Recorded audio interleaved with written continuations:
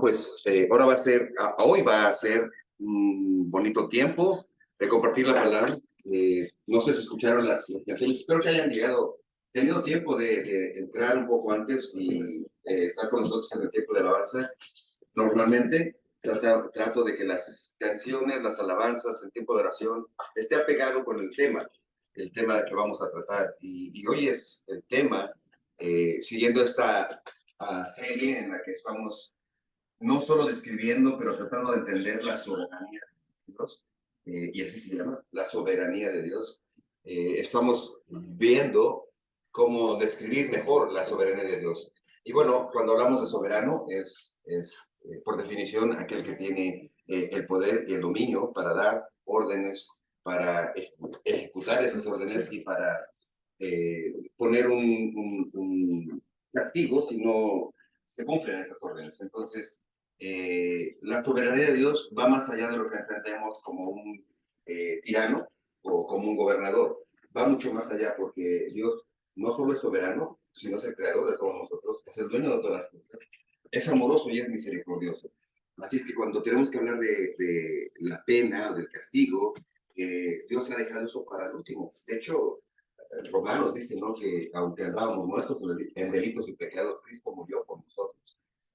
Dios muestra su misericordia y su amor y su fidelidad a través de la vida de cada uno de nosotros. Porque cuando empiezas a preguntarte y a cuestionarte quién es Dios, dónde está Dios, qué es Dios, quién es, cómo es, bueno, empiezas a una caminata santa y sana que te lleva precisamente a conocer eso, a conocer a Dios como único y suficiente.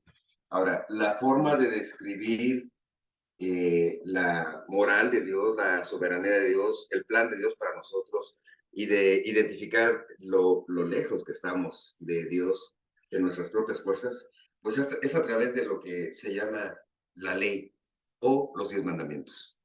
Los 10 mandamientos lo que describen no es solo la moral de Dios, porque no describen a Dios completamente, pero sí describen lo que nosotros somos y lo incapaces que somos de tener por nuestras propias fuerzas un lugar, ¿no?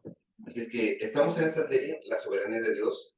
Pasamos la semana pasada hace 2 semanas estuvimos estableciendo los fundamentos de por qué Dios es soberano, de quién es Dios como soberano y a qué se debe su soberanía. Y bueno, pues estuvimos viendo algunos versículos que nos hablan de que desde el principio Él creó todas las cosas, es decir, en el principio no es un principio de tiempo, sino en el principio de Dios. Cuando no existía nada, Él creó todas las cosas de la nada. Y el creador de todas las cosas, que es dueño de todas las cosas, es el único que sabe cómo se pueden manejar mejor todas las cosas. Nosotros somos creación de Dios.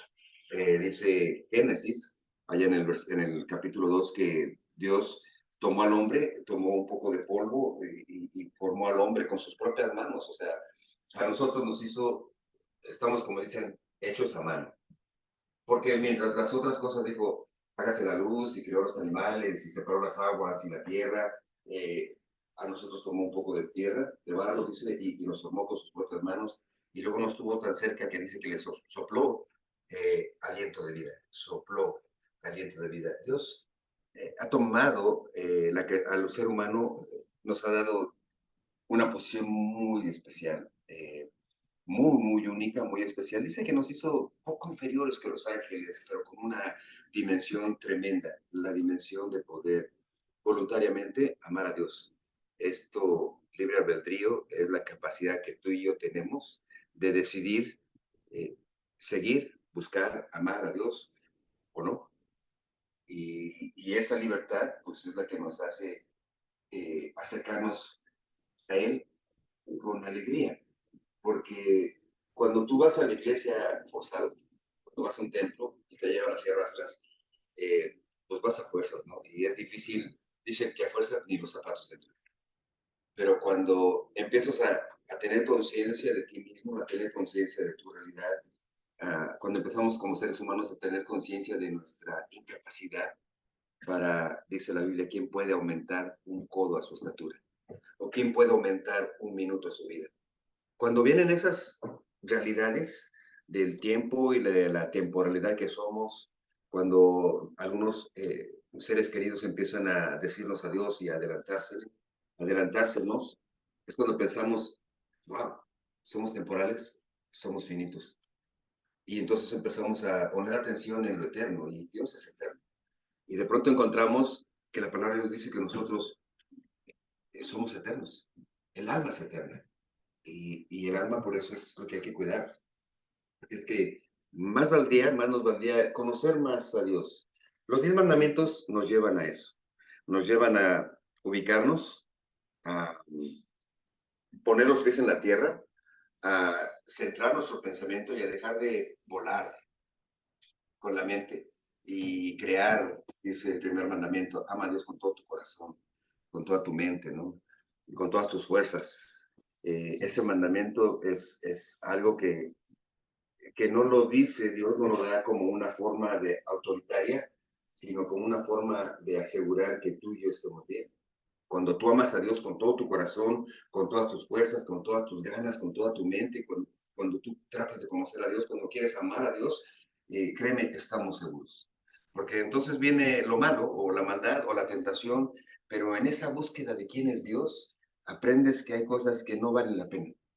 Aprendes que hay cosas, que hay actividades, que hay tentaciones, que hay vicios, que hay pláticas, que hay lugares, ¿sabes? Que no vale la pena, porque quieres amar a Dios, quieres estar más cerca de Dios, conocer a este Dios, ¿no? Y el segundo mandamiento que dice, no te hagas imagen de Dios o a semejanza de Dios, ni de lo que está arriba en el cielo, ni abajo de la tierra, ni debajo de las aguas, está otra vez no impidiendo pues que tengas un amuleto o que tengas una imagen, lo que está haciendo es librándonos precisamente de caer en las manos, en las garras de alguien que pueda dominar o manipular tus sentimientos, tus esperanzas, tus intenciones. Está evitando que tus ojos dejen de mirar al cielo y buscar a Dios y empiezan a buscar en lo terrenal.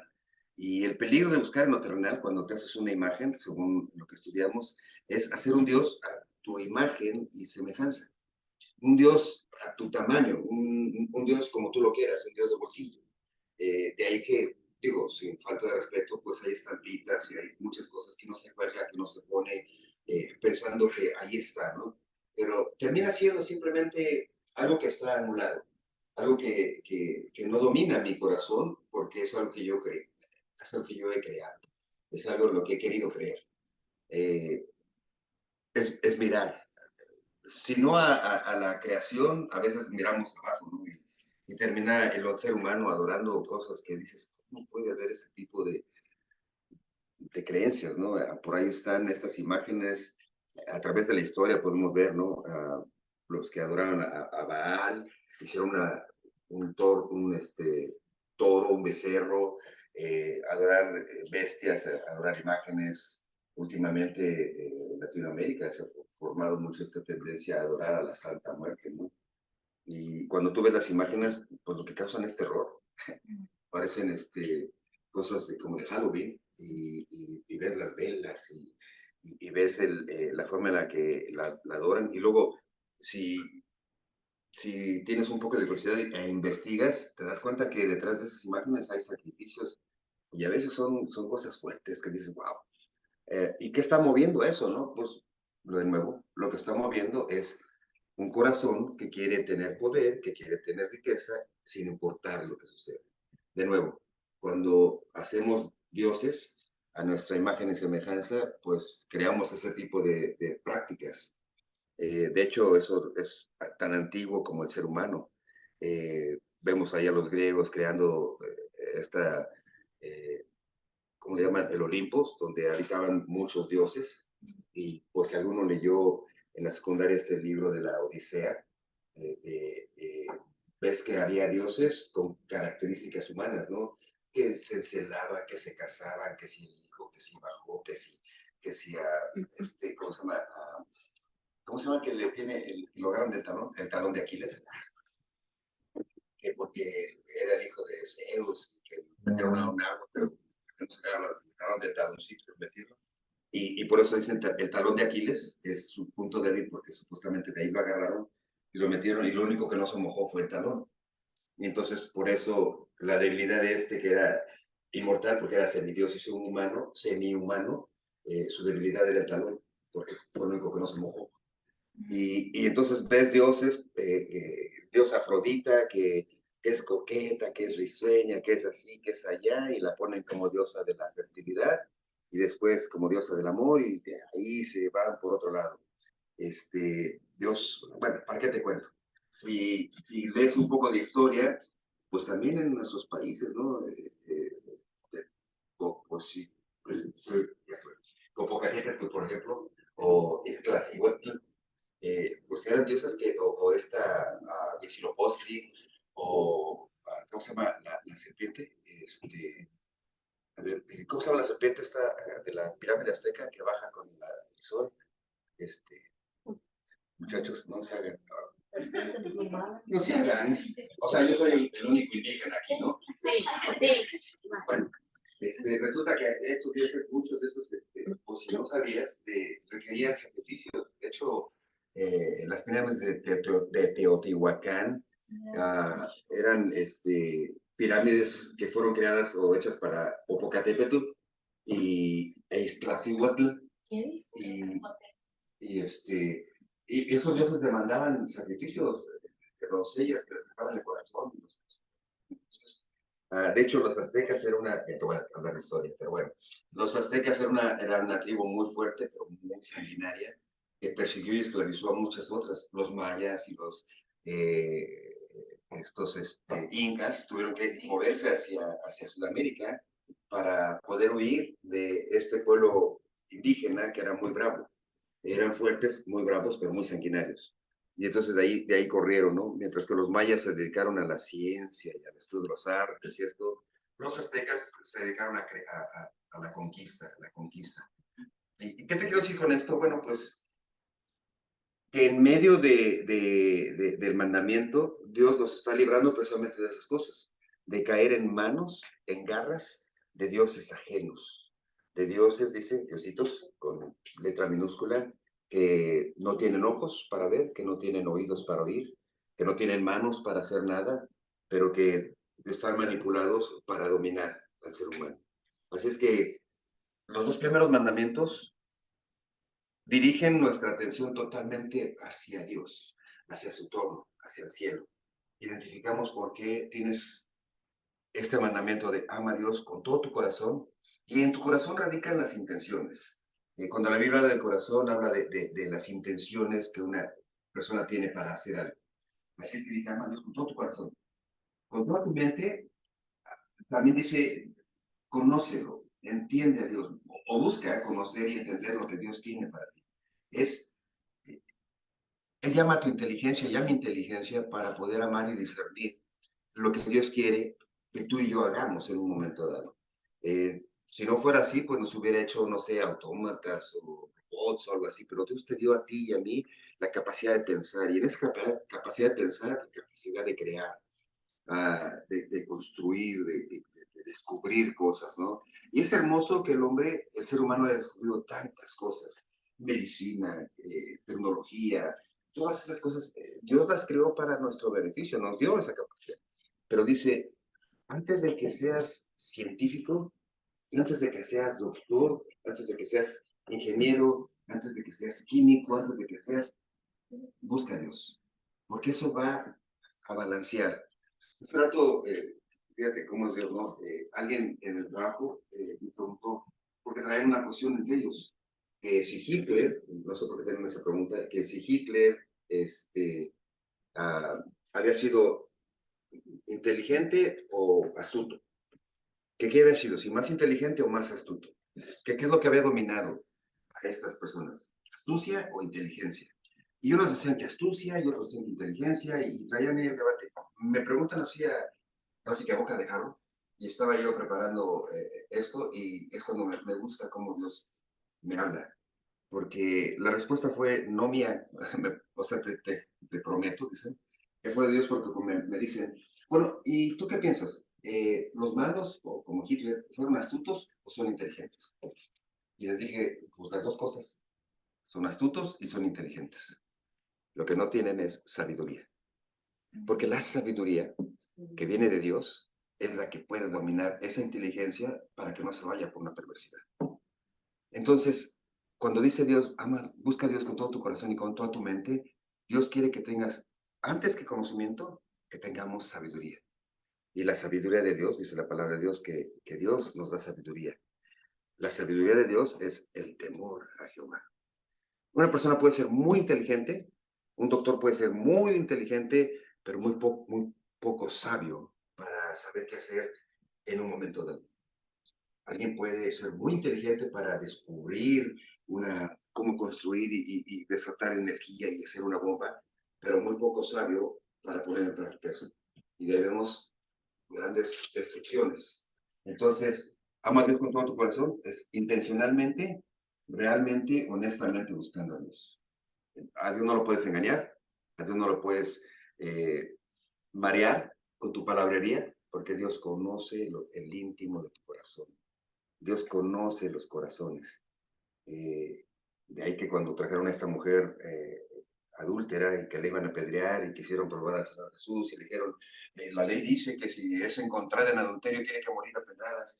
Y registramos en la Biblia, si lees tú en la palabra de Dios, no tuvo Dios un diálogo. Nuestro Señor Jesús no dialogó con ellos. Parece que guardó silencio un momento. Alguien dice que escribió algo en el piso, que hizo una raya, que sí. La verdad es que lo único que dijo es, el que esté libre de pecado, que tire la primera piedra. ¿Sabes que esas palabras, viniendo de nuestro Señor Jesús, desarman a cualquier persona, cualquier ser humano, porque son palabras de Dios habladas de tu conciencia y de lo más profundo, el que esté libre de pecado? Y cuando Dios te dice eso, pues te quedas desarmado, porque ¿quién no ha cometido pecado? O sea, ¿quién no ha hecho algo que sabe que a Dios no le agrada? Y no estoy hablando de muertes, de asesinatos, de mentiras, de envidia, o sea, cositas que Dios prohíbe. Cuando Dios dice, les dijo, el que esté libre del pecado, que tiene la primera piedra, se alejaron porque Dios conoce los corazones. Entonces, el primer mandamiento, ama a Dios con todo tu corazón, así, a corazón abierto. Así soy, Señor, perdóname. Dice que Dios no rechaza un corazón contristo y humillado. Contristo quiere decir, Señor, no tengo nada que... O sea, no te pueden venir, tú conoces lo que he hecho, tú sabes lo que he tocado, lo que he visto, lo que he hecho. Y me siento muy mal, porque ahora sé que tú has estado ahí. ¡Wow! Eso tiene que doler, pero tiene que doler para bien, con todo tu corazón, con toda tu mente. ¿Quién es Dios? ¿Qué quiere decir su palabra? Y por eso estudiamos, nosotros aquí estudiamos la palabra capítulo por capítulo, versículo por versículo, para ir desenvolviendo tanta. Y es que aquí, y no terminaríamos, créeme, con todo tu corazón, con toda tu mente, y termina diciendo con todas tus fuerzas. Tus fuerzas tienen que decir con tus acciones. O sea, no solo basta con que ames a Dios, con que conozcas a Dios, sino que hagas lo que Dios quiere. Lo que Dios quiere. Con todas tus acciones son tus obras, tu trabajo diario, como cómo cuidas a tu familia, cómo cuidas a tu esposa, a tu esposo, cómo cuidas a tus hijos, cómo cuidas a la sociedad, cómo te mueves como ser humano, cómo eres como persona. Eso es amar a Dios con todo tu corazón, con toda tu mente y con todas tus fuerzas. Ah, y este mandamiento, escrito de esta manera, está bien a entender que, wow, hay mucha sabiduría en un solo movimiento. Y en el segundo, ya dijimos, para que no te hagas imagen y no corras peligro de quedar amarrado a cosas, ¿no? Siempre he dicho que, bueno, no siempre he dicho, me gusta poner este ejemplo que alguna vez alguien me dijo y que lo he comprobado en la palabra de Dios. Eh, mm, Mayormente, los milagros producidos por una imagen, llámese lo que se llame, eh, normalmente esos milagros apuntan a esa imagen, apuntan a adorar a esa imagen, llámese lo que se llame, a ese amuleto. Eh, Fíjate la diferencia entre esos milagros y los milagros de nuestro Señor Jesús. Nuestro Señor Jesús hizo milagros de sanar enfermos, sanar paralíticos, devolver los ojos, pero esos milagros apuntaban a Dios. Él siempre decía: lo que hago, lo hago porque mi Padre me ha enviado. Esos milagros siempre apuntaron a Dios. Nunca apuntaron, ni siquiera el mismo, apuntaron a quien Dios lo había. Dice: el que me ha enviado, mi Padre os dará un consolador, al Espíritu Santo. Mientras que esos milagros hizo nuestro Señor Jesús, que fueron poderosos y que fueron reales, cuando están hechos por una imagen, por un amuleto, y apuntan a la adoración de ese amuleto o a la adoración de esa imagen, por definición, tendrían que venir de un lugar que no es de Dios, no es divino. Porque todo lo que haga a un lado a Jesucristo es diabólico. Porque Jesucristo, él mismo dijo: yo soy el camino, la verdad y la vida. Y nadie viene al Padre si no es por mí, lo dijo el Señor Jesús. Así es que cualquier otra cosa que haga a un lado a nuestro Señor Jesús, llámese como se llame, tendríamos que tener cuidado. El diablo tiene capacidad de hacer milagros y lo que quiere es engañar. Lo que quiere es que el hombre deje de poner atención y adoración al Creador. Esa fue la mentira original en el Edén. Con que Dios dijo. Con que Dios dijo fue la duda que sembró en el corazón de Eva. Y si no fuera así, casi es la segunda parte de esa pregunta. ¿Con que Dios dijo que no comas? No, ciertamente Él sabe que el día que comas de este árbol, tus ojos se van a abrir y vas a ser como Dios. El mismo, la misma intención de desviar al ser humano de su adoración a Dios y por lo tanto separar nuestra relación con Dios, que fue lo que logró en el Edén, es ese mismo principio que está en los milagros detrás de las imágenes. Ahora, cuando un niño, un hijito está enfermo y lo traen a una imagen o lo traen a cierto templo o ciertas cosas y el niño sana, esa familia quedó encadenada a esta imagen. Y los testigos también. Y su fe queda encadenada a cierta imagen. Y eso es lo que Dios quiere impedirnos. Porque cuando una persona o un grupo queda encadenada a cierta imagen, adoran más, confían más en esta imagen que en el Hijo de Dios, en el Cordero de Dios que quita el pecado del mundo. Ahí está el gran problema. Los 10 mandamientos tienen su gran poder en la explicación que hay detrás de: no te harás imagen a semejanza de ninguna cosa creada. Porque cuando se hace una imagen, hay una aparición. Y lo vemos, por ejemplo, en Éxodo, lo primero que hizo el pueblo cuando salió de Egipto. Subió Moisés al monte a recibir, a hablar a Dios, a recibir la ley santa de Dios. Y aquí abajo alguien dijo: se está tardando Moisés, a lo mejor ya se murió, a lo mejor no regresa. ¿Por qué no hacemos un amuleto? ¿Por qué no hacemos un becerro de oro? Y lo puedes ver en Éxodo. ¿Y qué hicieron? Traigan todos su oro y traigan las cosas que tienen de oro. Y ahí van todos llevando su oro. Hicieron un borreguito, un torito, no sé qué hicieron, pero hicieron una imagen. Pero dicen que cuando, no está yo creo aquí, pero alguien pensó: a ver, espérame, trajimos tanto de oro, le pusieron tanto de oro, o sea, trajimos tanto, construyeron tanto, como que falta algo, ¿no? O sea, trajimos 2 bolsas y me entregas medio kilo, algo falta. Pues faltaba el corte, la mochada y ya se vendado. La manipulación, o sea, detrás de las imágenes siempre hay ganancia. Hay una parte en el libro de los Hechos cuando Pablo está hablando a los Efesos, si no me acuerdo, si no mal recuerdo, que lo puedo buscar, que es rechazado, que de hecho lo expulsan de la ciudad porque estaba acabando con el negocio de los que tenían amuletos e imágenes de Afrodita. O sea, él traía el mensaje de salvación, el mensaje de Dios, y los que estaban a cargo del negocio dijeron: no, si sigue predicando a este hombre nos va a acabar el negocio, porque ellos vendían imágenes. Así es que provocaron al pueblo, ¿y qué crees? Corrieron a Pablo. O sea, rechazaron el mensaje de salvación, movidos por alguien que tenía una intención. Eso es lo que sucede cuando el segundo mandamiento no es aceptado, cuando el segundo mandamiento no es entendido, cuando el segundo mandamiento es hecho a un lado. Los convertimos en objeto de alguien que tiene más saliva, porque el que come más saliva come más pinole. Así es que, ¿qué es lo que está pasando? Que de pronto alguien que tiene más astucia y que tiene más inteligencia, pero poca sabiduría, porque todo eso lo usa para el mal, y la sabiduría siempre te va a llevar a amar a Dios. Dice que la sabiduría viene de parte de Dios. El que no tiene sabiduría, dice Romanos, pídala, que el Señor se la dará en abundancia. Y por definición bíblica, ¿qué es sabiduría? Sabiduría es el temor de Jehová, el temor a fallarle. Así que no importa cuánta astucia, cuánta inteligencia, si no hay sabiduría. Ahora, con no resumen, pero con esta descripción, llegamos al tercer mandamiento. Éxodo, capítulo 20, versículo 7. Éxodo, capítulo 20, versículo 7. Ya nos dijo Dios, ama a Dios con todo tu corazón. Ya nos dijo por qué no te hagas imagen. Y la explicación detrás de las imágenes aquí está. Ahora, el tercer mandamiento, Éxodo capítulo 20, versículo 7, dice, no hagas mal uso del nombre del Señor tu Dios. El Señor no dejará sin castigo si usas mal su nombre.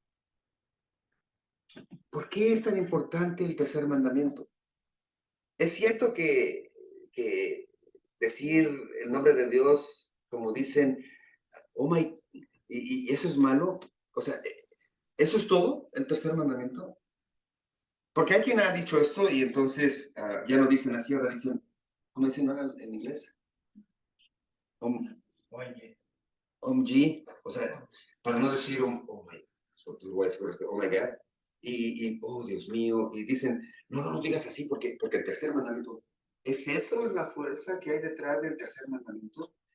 Déjame tratar de expandir un poco eso en tu mente y en tu corazón. Y le voy a pedir a Dios que nos guíe. Déjame orar por esto, ¿sí? Éxodo capítulo 20 dice así, ya lo leímos, lo voy a leer en mi Biblia, porque la Biblia es más bonita. Dice Éxodo capítulo 20, versículo 7. No tomarás el nombre de Jehová tu Dios en vano, porque no dará por inocente Jehová al que tomare su nombre en vano. Padre bendito, Señor, te doy gracias por tu amor, tu misericordia, Señor. Gracias porque nos has traído, Señor, y has preparado ya el corazón de quien está aquí, de los que están a la distancia, para poder, Señor, que tú derrames, Señor, sabiduría en nuestros corazones, para poder entender, Señor, por qué el tercer mandamiento tiene que ver con tu nombre, Señor. Te doy gracias por este tiempo, te pido tu bendición, que sea tu Espíritu Santo el que dirija este tiempo en el nombre de Cristo, mi Señor. Amén. No tomarás el nombre de Jehová tu Dios en vano. ¿Qué tiene que ver el nombre? Bueno, tenemos que separar aquí dos cosas. Primero, ¿qué tiene de importancia el nombre?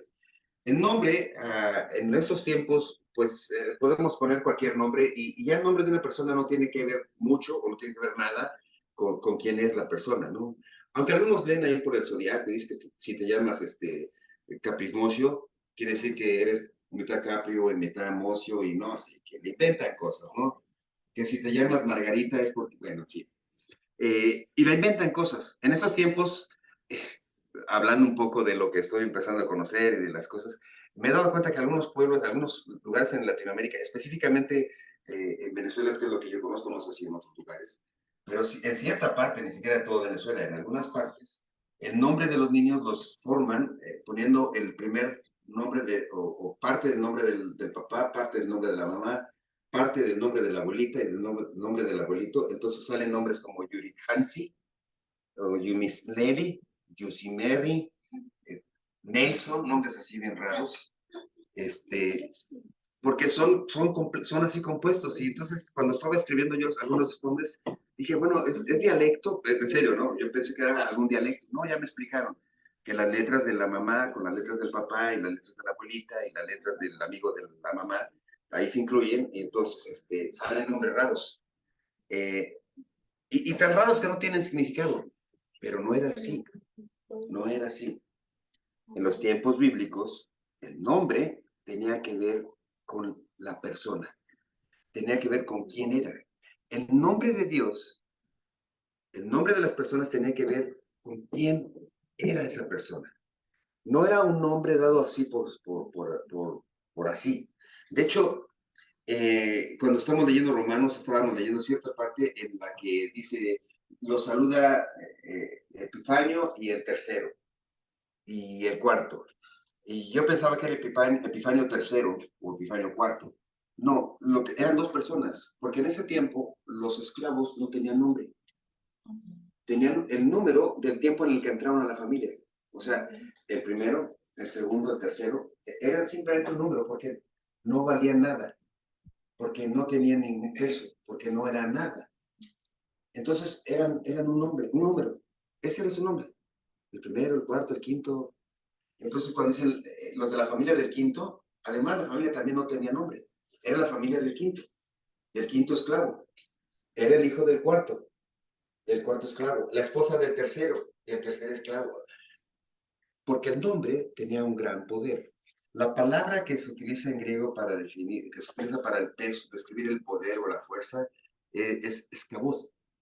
Escaboz en hebreo quiere decir que tiene peso, que es pesado, que tiene fondo. Escaboz es la palabra que describe el significado que hay detrás de un nombre. Cantamos hace rato una canción que describe los nombres de Dios. Elohim es uno de esos nombres. Poderoso creador significa. Elohim significa poderoso creador. Adonai, el Dios que gobierna.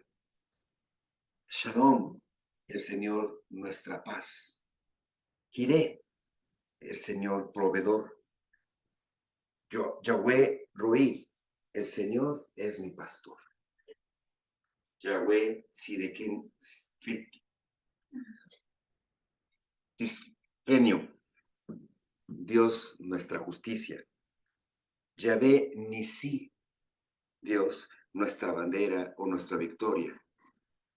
Dios, Yahweh Rafa, el Señor nuestro sanador. El nombre de Dios tiene un poder en sí por quien representa, por quien es. De hecho, cuando Dios ahí en el Éxodo se le presenta a Moisés en la zarza ardiendo y Moisés ve la zarza y la curiosidad lo mueve y va a ver por qué la zarza arde pero no se quema. Se acerca y Dios oye la voz de Dios que le dice, detente Moisés, quítate tu calzado porque el lugar donde estás, tierra santa es. En un lugar donde ya estaba Moisés tan cerca de Dios que cuando le pregunta, ¿quién diré que me envía? Dios le dijo, yo soy el que soy. El nombre Yahvé significa yo soy el que soy. No era el que era ni el que seré. Yo soy tu Dios eternamente. Es un presente continuo perfecto. Yo soy el que soy. Es decir, que Dios no tiene tiempo ni espacio, ni tiene un lugar donde se pueda guardar. Dios es eterno, Dios es completo, Dios es perfecto, Dios es único. Ese es el nombre de Dios. Detrás del nombre hay un gran peso. Detrás del nombre hay un gran poder. Pregunta para cristianos. ¿Tú sabes lo que significa Jesucristo? El nombre Jesucristo. ¿Sabes lo que significa Cristo? ¿Sabes lo que significa Jesús? A veces tenemos mucho tiempo como cristianos y mencionamos el nombre de Jesucristo, pero no sabemos lo que significa, lo que hay detrás de. Jesús significa el que salva. Ese es lo que significa y significaba en ese tiempo. El nombre Jesús, o Yeshua, en hebreo significa el que salva. Una persona a que le ponían Yeshua, detrás del nombre significaba el que salva. Ahora, Cristo es la traducción griega de la palabra Mesaya o Mesías del hebreo. Mesías en hebreo quiere decir el enviado de Dios, el mensajero de Dios. Cristo también significa, es la traducción griega, Cristo también significa el mensajero o el enviado. En griego se queda simplemente como el mensajero o el enviado del rey. Era lo que significaba en griego, el enviado o el mensajero del rey.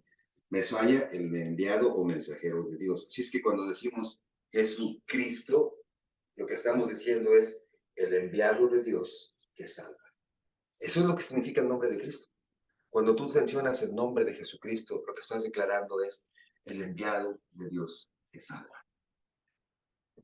De ahí que el tercer mandamiento, cuando dice no tomarás el nombre de Dios en vano, es cuidado, porque detrás del nombre de Dios hay una gran poder, una gran magnitud. Hay algo mucho más grande que simplemente decir Dios, Jehová. Hay que decirlo con respeto. Hay que decirlo con ese sabor que tenían los salmistas cuando hablaban del nombre de Dios. Salmo 8.1 dice, oh Jehová, Señor nuestro, cuán glorioso es tu nombre en toda la tierra. Salmo 8.1, oh Jehová, Señor nuestro, cuán glorioso es tu nombre, cuán grande, cuán magnífico, cuán poderoso es tu nombre en toda la tierra. Dice que en el nombre de Jesús, el nombre que es sobre todo nombre, se doblará toda rodilla de lo que está en el cielo y en la tierra, y todo el mundo declarará que Jesucristo es el Señor. Así de poderoso es el nombre de Dios. Hay que entender que cuando dice no usarás el nombre de Dios en vano, no significa que cuando dices, o sea, lo que pasa es que hemos perdido respeto al nombre de Dios, hemos perdido respeto a Dios, hemos perdido el temor a Dios, que es la segunda parte que está implícita en este versículo. No tomarás el nombre del Señor tu Dios en vano, porque Dios no tomará como inocente al que lo haga así. Es decir, hay un mandamiento y hay una condena. Mientras que en los otros no los hay, en este hay un mandamiento y hay una condena. No tomarás el nombre del Señor Dios. Primera parte, entender que el nombre de Dios no es cualquier cosa. No es ponerle a alguien un nombre y ya, ¿no? Se cuenta la historia de Alejandro Magno, emperador griego, este emperador, no romano, Alejandro Magno, el imperio persa. Alejandro Magno, este gran conquistador, era un gran guerrero, donde hay escritos de sus hazañas, donde hay documentos, se cuenta una anécdota que estando en una batalla, porque este emperador, Alejandro Magno, él siempre iba con su ejército y iba al frente de la batalla, no era en esos tiempos como ahora, ¿no? Que el presidente ordena y todos van a pelear y él está en su escritorio. Este emperador iba adelante con su ejército. Y cuenta esta anécdota que él estaba peleando contra un ejército. Y en eso voltea y ve a uno de sus soldados corriendo en huida. Él se sube en su caballo, alcanza a este hombre y le dice, ¿a dónde vas? Dice, huyo porque temo por mi vida. Y le dice, ¿cómo te llamas? Y dijo el muchacho o el soldado, me llamo Alejandro. Y Alejandro Magno dijo, o te cambias de nombre o cambias de dirección. Porque su nombre, él, significaba batalla, pelea. Cuando tú dices soy cristiano, amo a Jesucristo, te estás diciendo mucho. Yo soy cristiano. Con eso dices mucho de lo que deberíamos practicar. Cuando dices yo soy cristiano, habría que practicar muchas cosas. Habría que poner en práctica mucho de lo que Dios dice que tenemos que hacer. Porque ser cristiano o decirte cristiano o llamarnos cristianos no es un título, no es una marca como Nike, ¿no? No es algo así, es algo mucho más poderoso. No es que traes una marca que te identifica. Lo que hay detrás de eso es algo más poderoso. Así es que cuando entendemos qué es el nombre de Dios, para darle peso a entender que es el nombre de Dios y darle peso a la segunda parte de este mandamiento, tendríamos que hablar del temor de Dios.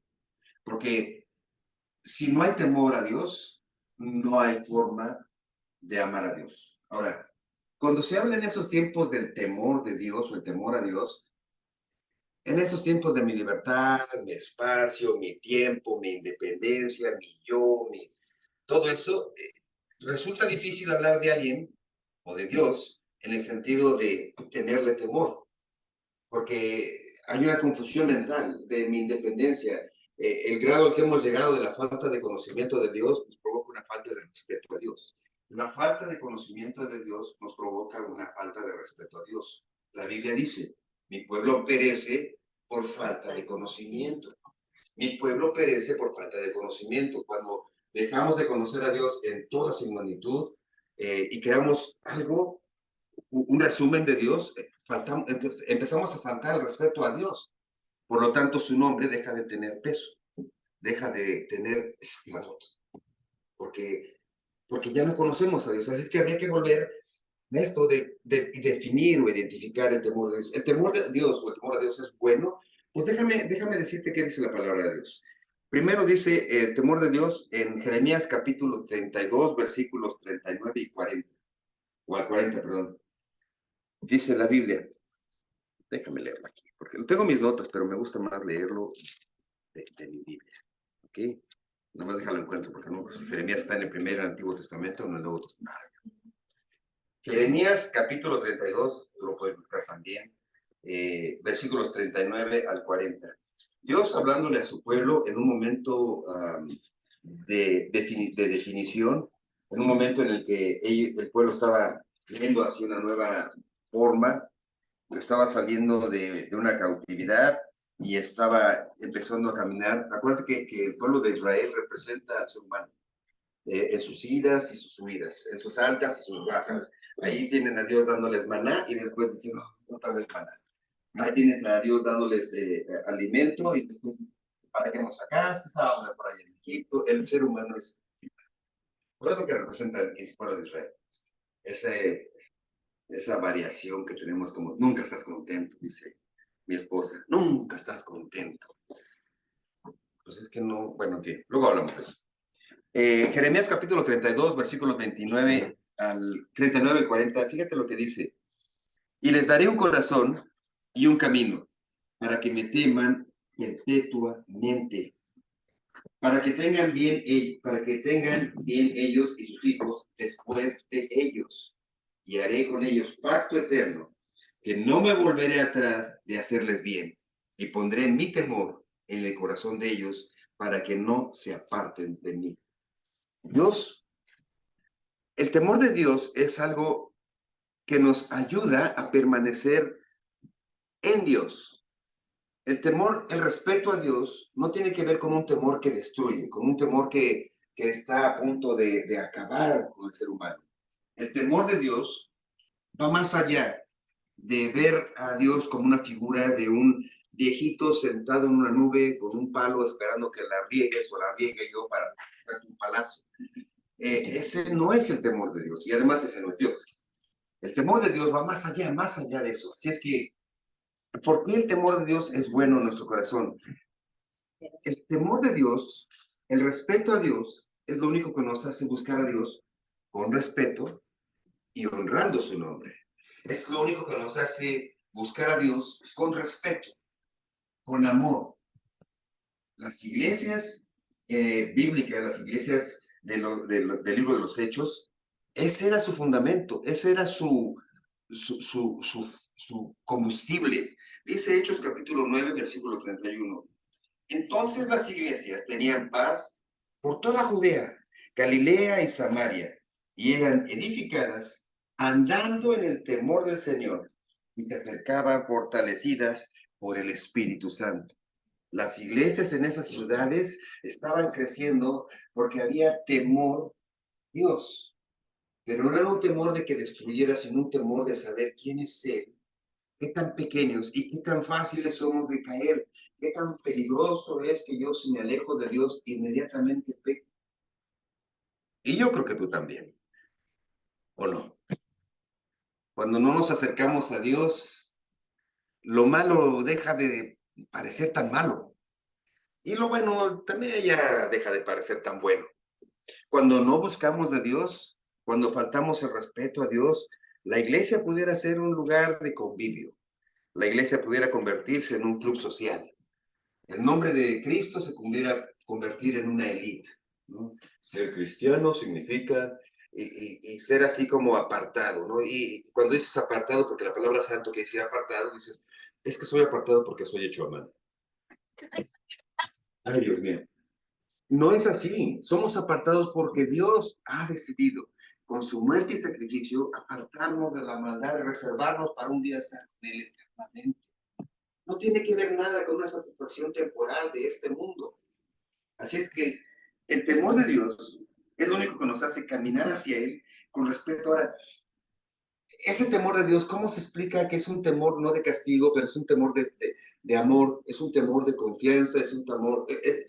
Sabes que la única forma de podértelo explicar, escuché una, una historia que te la voy a contar, aunque se me hace difícil que de pronto la entendamos porque tiene que ver con un ejército. Ahora, en nuestros países el ejército, muchos han cambiado, ¿eh? Estoy diciendo que muchos han cambiado, muchos países están tomando y retomando el significado de las autoridades de una manera correcta. Hace mucho tiempo, por ejemplo, en México, ¿no? El que se metía al ejército es porque no podía hacer otra cosa, entonces iba de soldado. Y era así como, ah, soldado, ¿no? Bueno, hasta donde yo sé, ahora los ejércitos en nuestros países han tenido una formación que, que tiene una tendencia a ser una élite, a ser realmente soldados que imponen respeto, que están capacitados, que están entrenados, que tienen armamento, o sea, creo que ha cambiado. Por eso, cuando tú tienes el concepto de un ejército que no funciona, un soldadito así que como los soldaditos que antes, y lo digo con mucho respeto para México, para mi país, ¿no? Que el soldado lo veías todo chaparrito, con sus pelos, su gorra, ¿no? Y todo aguado porque no les daban ni balas, ni pistolas, ¿no? Todos sabían que la pistola que traían no traía ni balas. Y entonces, pues deja mucho, ¿no? Pero déjame, si tú has visto películas, déjame llevarte un poco a un país donde el ejército es algo poderoso. Y no estoy hablando de este país, puede ser cualquier país de primer mundo.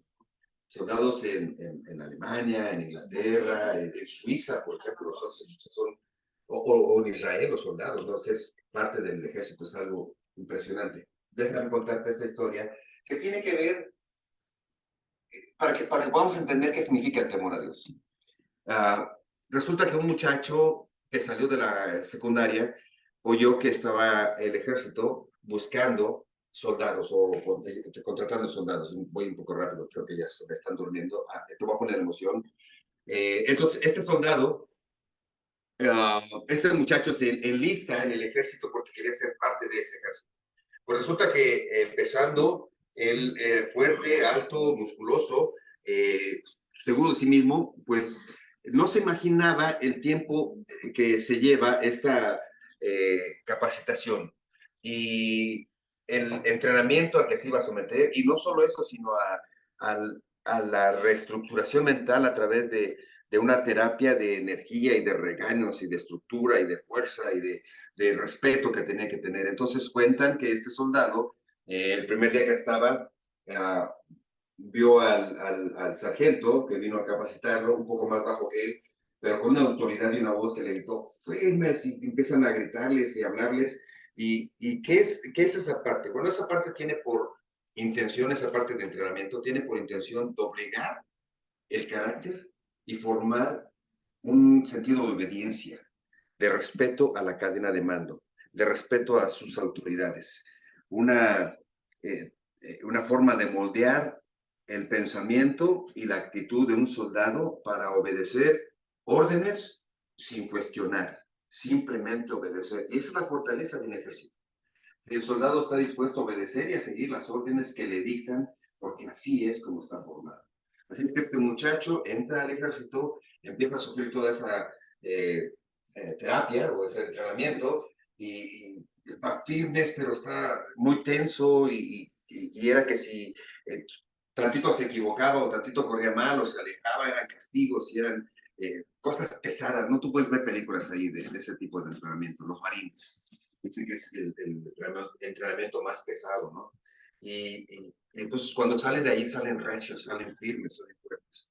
Bueno, este soldado termina su entrenamiento y a través de ese duro trabajo de esfuerzo, llega a tener cierta condición en la que respeta al sargento que lo está entrenando porque sabe lo que hay detrás de él, sabe la autoridad, los ojos como lo miran, la voz como le habla.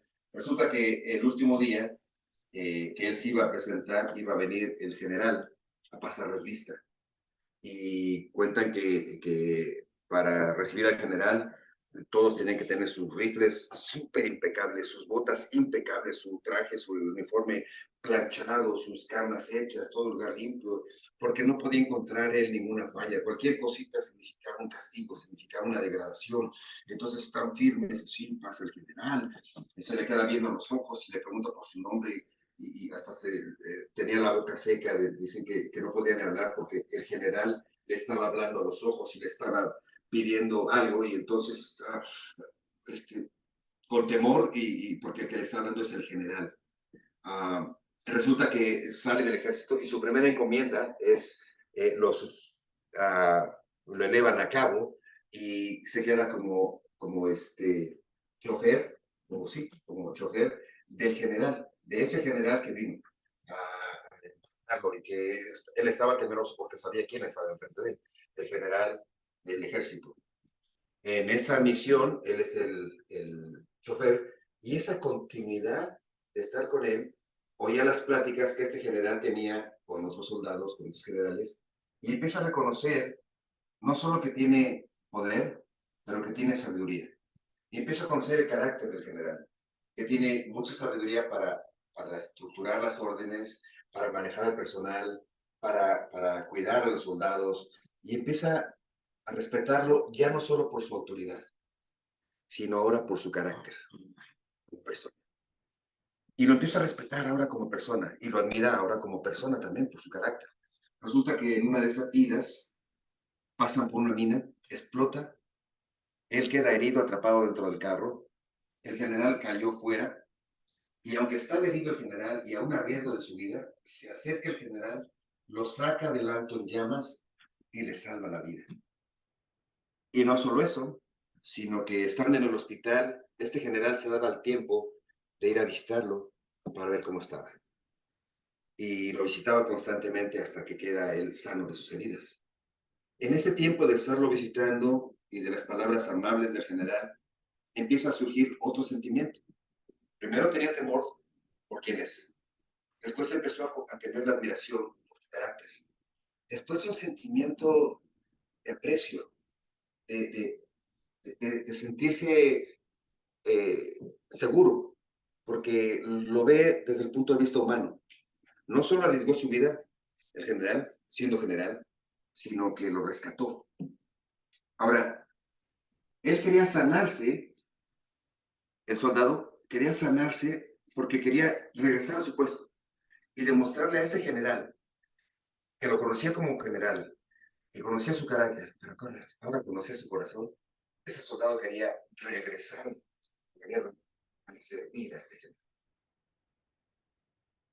Ese es el temor a Dios. Un temor de conocer quién es Dios. Después, cuando te acercas, que dice Dios que no tomarán por inocente. No tomará por inocente al que blasfeme el nombre del Señor. Sin importar si lo conoce o no, Dios tiene su nombre y aquel que blasfema su nombre va a ser castigado. La primera parte es es conocer a Dios así.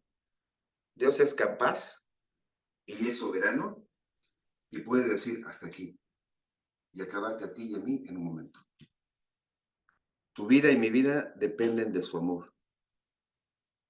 Estamos en las manos de Dios. Tú no puedes decir con toda seguridad, nos vemos dentro de 8 días. Tendríamos que decir, si Dios quiere, nos vemos mañana. Ya no dentro de 8 días.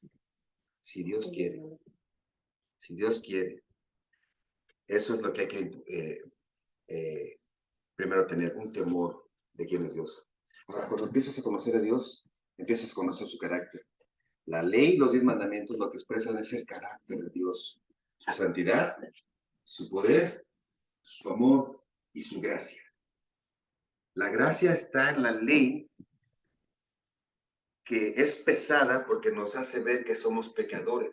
La ley descubre, es como una luz, que cuando la lees dices, no, pues no la hago.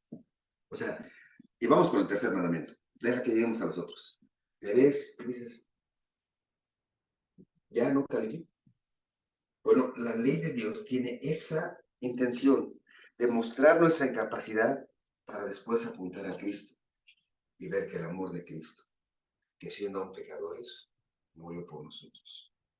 Que Dios amó a este mundo, a ti y a mí, siendo como seamos, nos amó de tal manera que envió a su Hijo unigénito a morir por ti y por mí. ¿En qué momento hay crítica? Ese pasaje en el que Dios habla del perdón de su Hijo Jesús y cuenta de este hombre al que primero le perdonan mucho dinero, por decir así, 12 millones. Y el rey al que le debía, o señor al que le debía, dice, te lo perdono. Y luego dice la parábola que él sale y encuentra a un siervo que le debía 100 pesos. Le acaban de perdonar 12 millones. Este le debe 100 pesos. Y se los pide y dice, no tengo, no, ahorita métanlo a la cárcel y hasta que me pague hasta el último centavo. Esta parábola nos deja ver la diferencia entre el perdón de Dios y el perdón que nosotros podemos ofrecer y nuestra incapacidad para hacerlo. La gran distancia entre lo que podemos dar comparado con lo que Dios nos ha dado. Es cuando digo, si alguien te ha ofendido, poniéndolo en esa perspectiva, ya no es tan difícil perdonar. O ya no es tan difícil por lo menos dejarlo pasar. O quitarlo de tu corazón. Porque Dios te ha perdonado mucho más, me ha perdonado mucho más cosas.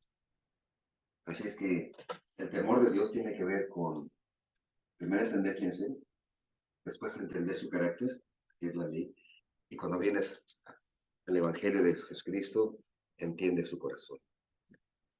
El temor de Dios es querer servir a este Dios, que puede hacer lo que quiera, que tiene la autoridad, a este Señor Dios, nuestro Dios, que tiene un carácter santo, justo, puro, verdadero, y que nos ama tanto.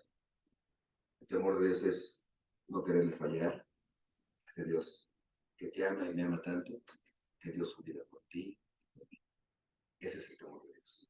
Un temor a fallarle, como este soldado, fallarle a este general, que siendo quien era, le había perdonado, le había salvado.